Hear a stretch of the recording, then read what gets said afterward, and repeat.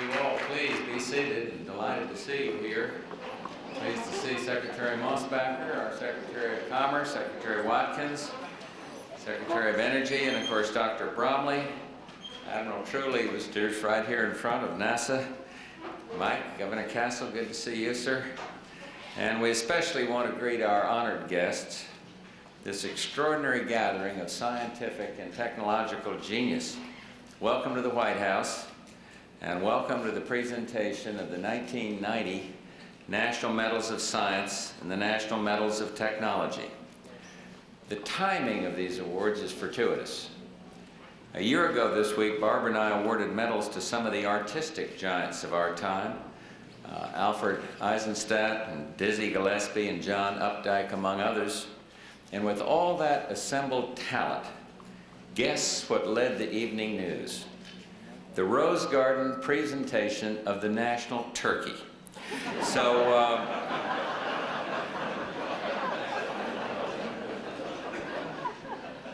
so you're in luck this year. This year the turkey doesn't get here till Thursday. And this gathering marks a proud moment for me, just as it was when this year's Nobel Prizes were announced. And it turned out that 8 of the 9 winners in science and economics were born in the United States of America. It is indeed a tribute to America's frontier spirit and to our nation's steadfast resolve and sense of the future. For when it comes to leadership in science and technology, best in America means best in the world. America's tradition of excellence has long been nurtured by a tradition of free inquiry, aimed at the simple goal of better understanding ourselves and the world. In the 1945 report that led to the founding of the NSF, the National Science Foundation, Vannevar Bush, no relation, wrote that as long as scientists are free to pursue the truth wherever it may lead, there will be a flow of new scientific knowledge to those who can apply it to practical problems. And so it is today. More and more, nearly every product, from electronics to agriculture, incorporates the latest in technology. And more, our nation depends on basic scientific research to spur economic growth, longer and healthier lives, a more secure world, and indeed a safer environment. Today, our government must help carry that research forward and contribute to the development of generic technologies that build on basic discoveries. If America is to maintain and strengthen our competitive position, we must continue not only to create new technologies, but learn to more effectively translate those technologies into commercial products. In this way, we can help leverage the R&D of the private sector, helping whole industries advance in an increasingly competitive global market. The budget highlights our administration's commitment to science and technology. We won double-digit increases for both NASA and the NSF and expanded funds to investigate global climate change. We remain committed to doing even more, doubling the NSF budget over 5 years and extending the tax credit for R&E research and experimentation. And we're going to keep raising America's sights. Space Station Freedom will give us a permanent presence in Earth orbit, and the Space Exploration Initiative will take us to the Moon and Mars and beyond, back to space, back to the future, and this time, back to stay. 30 years from now, when the Nobel Prizes are announced, I want America to be well represented. And 30 years from now, when the medals of science and of technology are bestowed, I want to see America graced by a group as accomplished as that here today.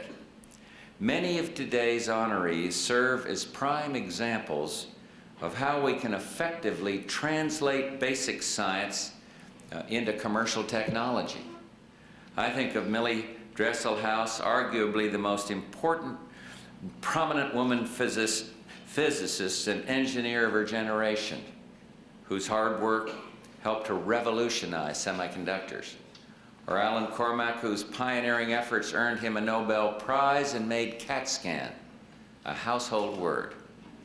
And scholars as diverse as Boston's Baruch Banasaref, or Seattle's Donnell Thomas, another Nobel laureate, whose contributions to immunology may lead to new answers in our battle against cancer and AIDS. Scientists like you have indeed helped America to understand that AIDS is a disease, not a disgrace, and scientists like you have helped America to appreciate our responsibility to those who are living with HIV and AIDS, and they deserve our compassion, they deserve our care, and they deserve more than a chance, they deserve a cure. Another legacy of these prestigious medals and the work they honor must be the cultivation of excellence in science and math in classrooms across America. The National Science Scholars Program we proposed soon after taking office has now been enacted and will encourage budding scholars of today to become the scientists of tomorrow. Guiding our efforts is an ambitious but critical goal for this decade. By the year 2000, U.S. students will be first in the world in science and math. This week is Education Week, and its theme is Educating Everyone Takes Everyone, a fitting motto for the challenges that lie ahead. If we are truly to remain a world leader in science and technology, then we must achieve a renaissance of quality in our schools, and we must tap the talent, the energy, and the commitment of all our families, businesses, and universities. The people we honor today are American trailblazers, real-life pioneers who press the very limits of their fields. You have distinguished not only yourselves, but also your nation, and that's why America continues to need and want and appreciate your creativity, your genius, and your diversity. Thank you. Congratulations to all, and God bless the United States. Thank you for coming.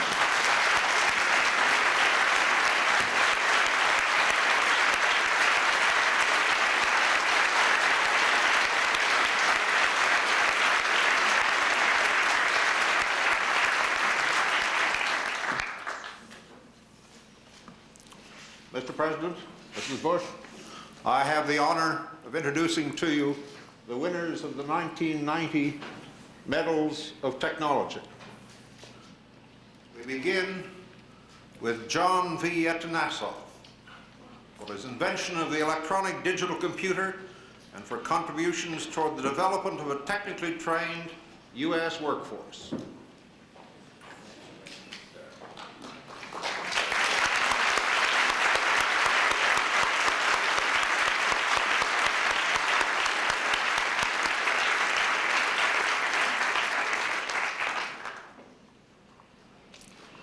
Marvin Camerons for the development and commercialization of magnetic recording, which has created an entirely new industry.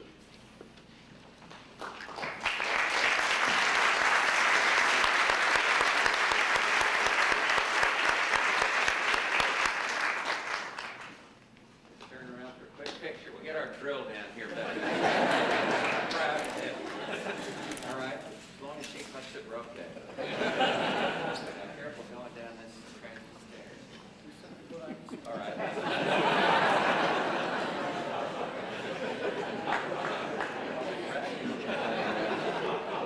For the second time in the history of this award, it is being given to a corporation, the DuPont Company, and on behalf of the DuPont Company, the award will be accepted by Mr. Edgar S. Willard, Jr., Chairman of the Board and CEO of DuPont.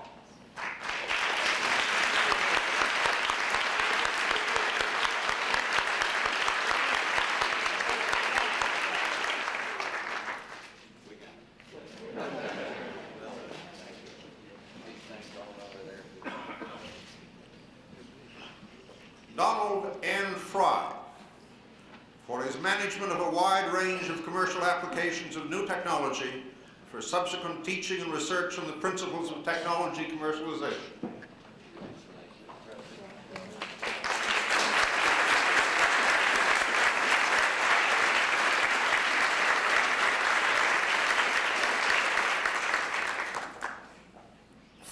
W. Gary for the design, manufacture, and commercialization of high-performance jet engines, and for his leadership in establishing a technical information exchange and manufacturing alliances.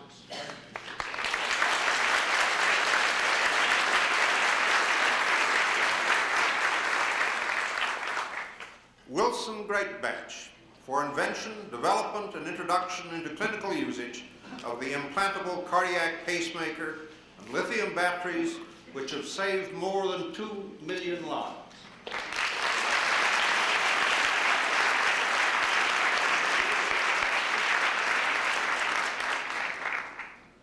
Jack St. Clair Kilby for his invention and contributions to the commercialization of the integrated circuit and the silicon thermal print head.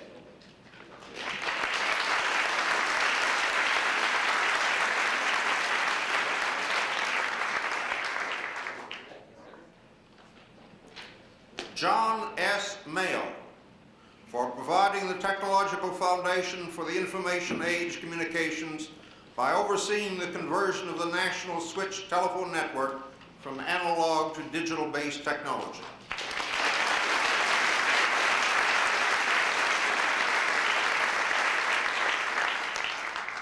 Gordon E. Moore for his seminal leadership in bringing to American industry two major post-war innovations in microelectronics, large-scale integrated memory and microprocessors that have fueled the information revolution.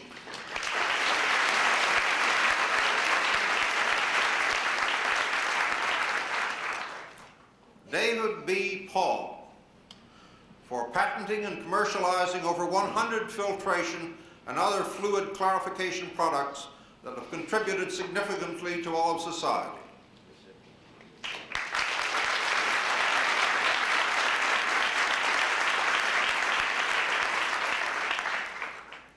Chauncey Starr for his original contributions to energy production and policy and for organizing the Electric Power Research Institute.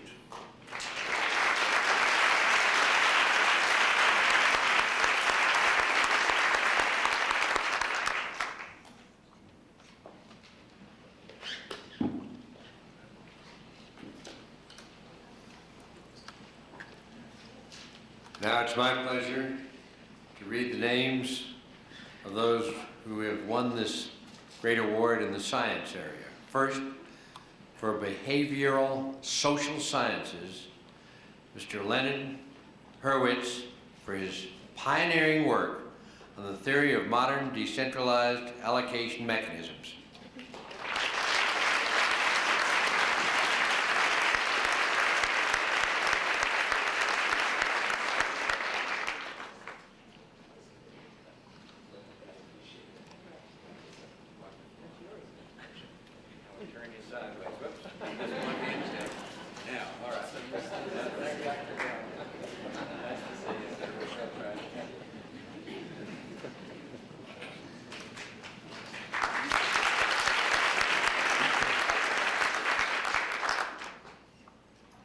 Patrick Supes for his broad effort to deepen the theoretical and empirical understanding of the measurement of subjective probability and utility in uncertain situations, general learning theory, the natural language, and the use of interactive computer programs for instruction.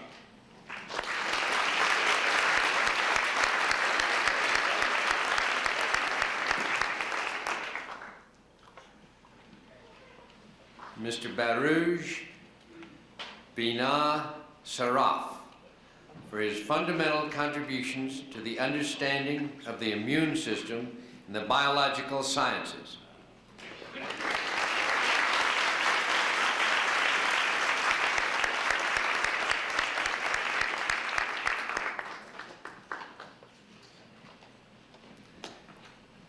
Mr. Herbert W. Boyer for his contributions to the basic research of the development of recombinant DNA technology.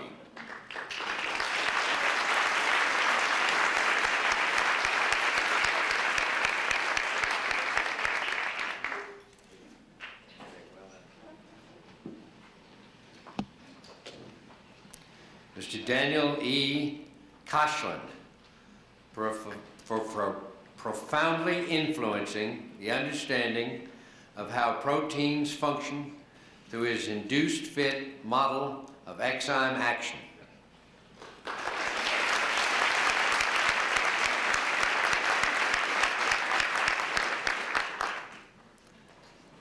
Mr. Edward B. Lewis for his demonstration and exploration of the genetic control of the development of body segments by homeotic genes.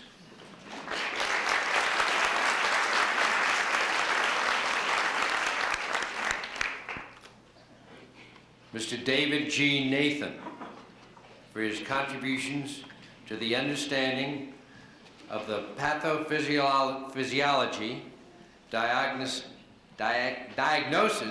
and treatment of thalassemia, disorders of red cell permeability. The regulation, more to come. More to come.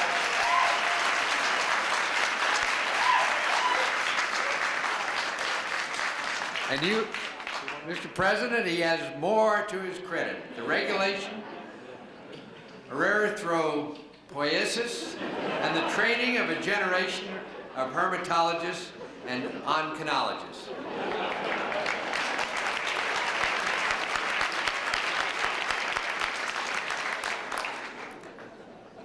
Mr. E. Donald Thomas for his pioneering work in the science and application of transplantation biology to successful bone marrow transplantations.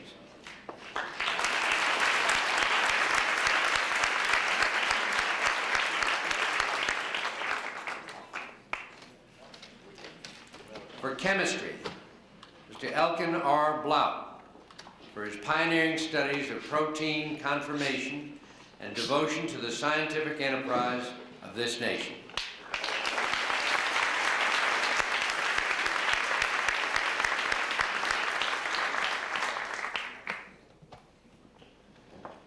Mr. Carl Folkers for his discoveries and leadership in combining basic chemical research and clinical medicine to achieve new treatments of diseases.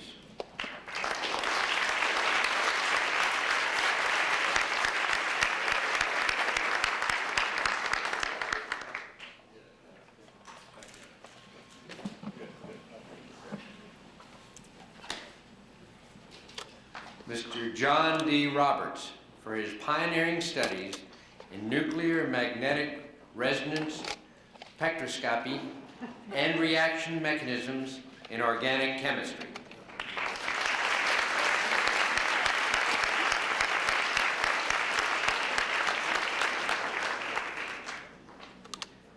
For physical sciences, to Alan D. McCormick for his scientific work including the development of computer-assisted tomography and as a scholar and teacher, especially of undergraduates.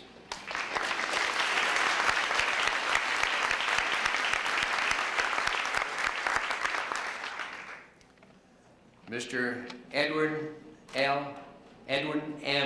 McMillan, whose son Stephen will be accepting this, for his scientific achievements, including the identification of the first transuranic element, neptunium, and the invention of the phase stability principle incorporated in the synchrotron, and his other great work.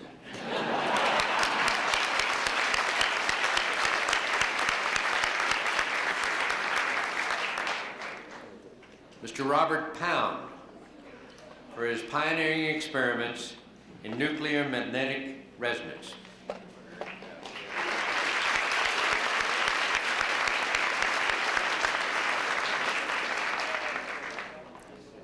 Mr. Roger R.D. Ravel for his pioneering work in the areas of climate modification, oceanographic exploration, the effects of radiation in the marine environment, and studies of human population growth and global food supply.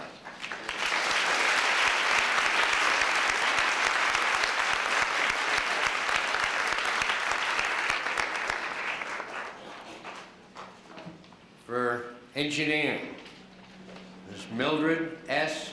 Dresselhaus, for her studies of the electronic properties of metals and semi-metals, and for her service to the nation in establishing a prominent place for women in physics and engineering.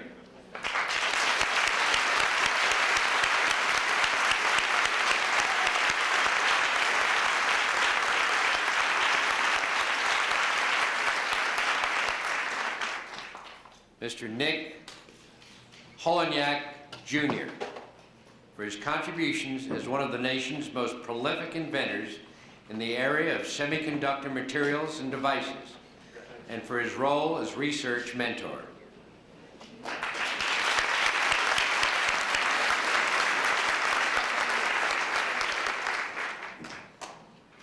Mr. George F. Carrier, for his achievement and leadership in the mathematical modeling of significant problems of engineering science and geophysics and their solution.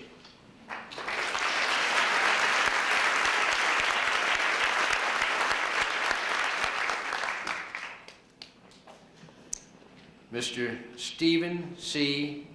Cleaney, for his leadership in the theory of recursion and effective computability, and for developing it into a deep and broad field of mathematical research.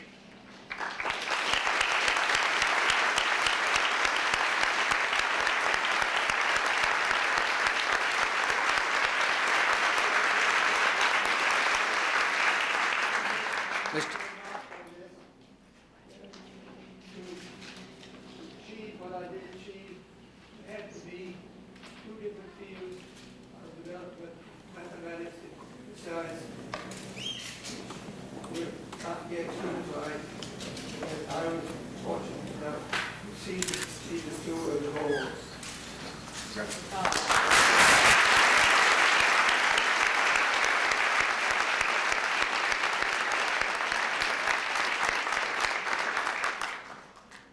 Mr. John McCarthy, for his fundamental contributions to computer science and artificial intelligence.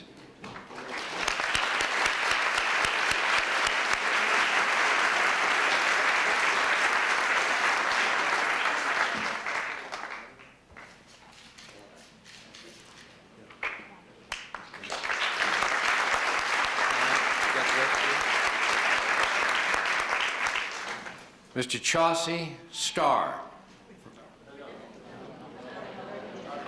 All right, thank you.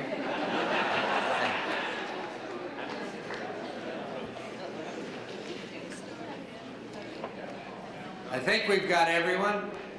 And Mr. President, congratulations on your presenting this wonderful group with these awards.